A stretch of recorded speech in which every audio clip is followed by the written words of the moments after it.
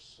We're back again tonight with some more Stephen King. Actually, the second part I'm going to read to you from The Moving Finger from the collection of short stories by Stephen King, Nightmares and Dreamscapes. It's available in your public library, and if you can buy a copy, Amazon or bookstore, by all means, highly, highly recommended if you like these types of short stories. So, if you're in the mood for something in the vein of horror, and you don't have a weak heart or anything like that, or queasy stomach, feel free to listen. If you do have some of these medical conditions, then maybe you should consult a doctor first before we go on. But I'll leave it up. What they say, viewer discretion is advised, or something like that. Anyway, okay. Last night I read a portion. I just read kind of the introduction to the Moving Finger and talked a little bit about Stephen King in general and the horror genre. And today, actually, I had to run quite a few errands, and I found out I didn't have much time for reading at the end of the day. But in a fair world, the world that's right, there should always be time to read. And by reading to you, I get to read to me too. So it's win-win all around. Okay, The Moving Finger. We have this character, Howard Mitla, who is just your average, everyday CPA, accountant, and has the misfortune of finding out that there's a moving finger in the sink of his bathroom. Now, where we left off, he discovered the moving finger to his great distress while his wife was out doing some shopping. Went to the local market or something. But now she's returning, and because he had said she got a couple of beers to drink before she left for the market, that for sure her first stop was going to be the washroom when she came back. And this was causing quite a bit of consternation for Howard Mitla at this time. And in the background, they've got the TV on, and Alex Trebek has got the show Jeopardy on.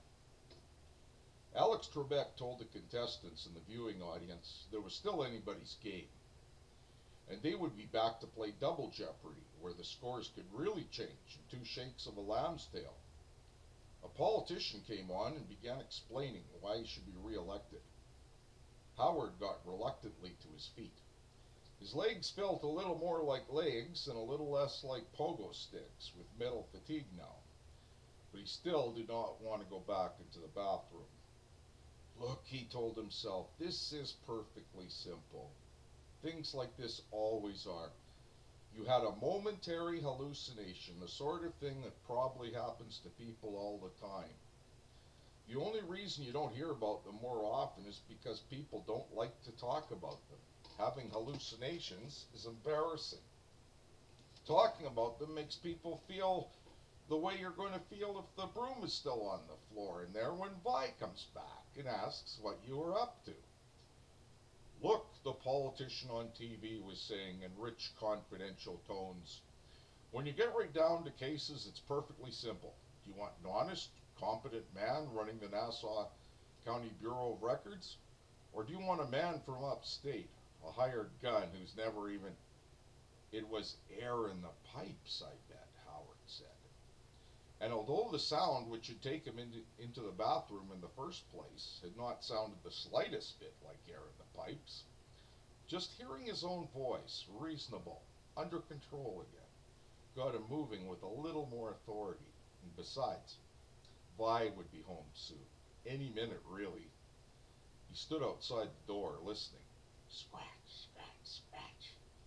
It sounded like the world's smallest blind man tapping his cane on the porcelain in there, feeling his way around, checking out the old surroundings. Air in the pipes, Howard said in a strong, declamatory voice and boldly threw the bathroom door open. He bent low, grabbed the broom handle, and snatched it back out the door. He did not have to take more than 2 steps into the little room with its faded, lumpy linoleum and its dingy mesh crisscrossed view on the air shaft, and he most certainly did not look into the bathroom sink. He stood outside listening. Scratch, scratch, scratch, scratch. He returned the broom and dustpan to the little nook in the kitchen between the stove and the refrigerator, then returned to the living room. He stood there for a moment looking at the bathroom door. It stood ajar, spilling a fan of yellow light into the little squib of hall. You better go turn off the light. You know how Vi raises the roof about stuff like that. You don't even have to go in. Just reach for the door and flick it off. But what if something touched his hand while he was reaching for the light switch? What if another finger touched his finger? How about that, fellows and girls? Now it's time. Tonight you may have to sleep with the bathroom light on or something. Or when we were kids, we used to have a little red light in our room. You know, if we watched a scary movie or heard a scary story or something like that. So even when you're an adult, these things can happen. It probably means it was a good story. He could still hear that sound. There was something terribly relentless about it. It was maddening. Scratch, scratch, scratch. On the TV, Alex Trebek was reading the Double Jeopardy categories. Howard went over and turned up the sound a little. Then he sat down in his chair again and told himself he didn't hear anything from the bathroom, not a single thing, except maybe a little air in the pipes. Vi Mitla was one of those women who move with such dainty precision they seem almost fragile. But Howard had been married to her for 21 years, and he knew there was nothing fragile about her at all. She ate, drank, worked, danced, and made love in exactly the same way, con brio. She came into the apartment like a pocket hurricane. One large arm curled a brown paper sack against the right side of her bosom. She carried it through the kitchen without pausing. Howard heard the bag crackle, heard the refrigerator door open, and then close again. When she came back, she tossed Howard her coat. "Hang this up for me, will you?" she asked. "I've got to pee. Do I ever? Whoo!" Whoo was one of Vi's favorite exclamations. Her version rhymed with P-U, the child's exclamation for something smelly. "Sure, Vi," Howard said, and rose slowly to his feet with Vi's dark blue coat in his arms. His eyes never left her as she went down the hall and through the bathroom door. "Con Ed loves it when you leave the lights on, Howie," she called back over her shoulder. "I did it on purpose," he said. "I knew that this would be your first stop." She laughed. He heard the rustle of her clothes. "You know me too well. People will say we're in love." You ought to tell her, warn her, Howard thought, and knew he could do nothing of the kind. What was he supposed to say? "Watch out, Vi, there's a finger coming out of the basin drain hole. Don't let the guy it belongs to poke you in the eye if you bend over to get a glass of water." Besides, just been a hallucination, one brought on by a little air in the pipes and his fear of rats and mice. Now that some minutes had gone by, this seemed almost a plausible explanation to him. Just the same, he only stood there with Vi's coat in his arms, waiting to see if she would scream. And after 10 or 15 endless seconds, she did. "My God, Howard!" Howard jumped, hugging the coat tightly to his chest. His heart had begun to slow down, but now it began to do its Morse code number again. He struggled to speak, but at first his throat was locked shut. "What?" he managed finally. "What, Vi? What is it?" "The towels. Half of them are on the floor. Sheesh. What happened?" "I don't know," he called back. His heart was humping harder than ever, and it was impossible to tell if the sick, pukey feeling deep down in his belly was relief or terror. He supposed he must have knocked the towels off the shelf during his first attempt to exit the bathroom when he hit the wall. It must be spooky, she said. Also, I don't mean to nag, but you forgot to put the ring down again. Oh, sorry, he said. Yeah, that's what you always say. Her voice floated back. Sometimes I think you want me to fall in and drown. I really do, Howard. There was a clunk as she put it down herself.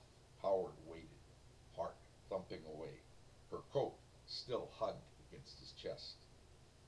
He holds the record for the most strikeouts in a single game, Alex Trebek read. Who was Tom Seaver? Mildred snapped right back. Roger Clemens, you nitwit, Howard said. Whoosh! There went the flush. At the moment he was waiting for, Howard had just realized this consciously, was now at hand. The pause seemed almost endless. Then he heard the squeak of the washer in the bathroom faucet marked H. He kept meaning to replace the washer and kept forgetting, followed by water flowing into the basin, followed by the sound of Vi briskly washing her hands. No screams. Of course not, because there was no finger. Air in the pipes, Howard said with more assurance, and went to hang up his wife's coat. Okay, we're just going to leave it there for today, just a short reading, and I will continue tomorrow, hopefully, with another reading from Stephen King's Nightmares and Dreamscapes, his collection of short stories, great ones. This one featuring The Moving Finger. So, until tomorrow, folks, have a good one, and I hope you sleep well.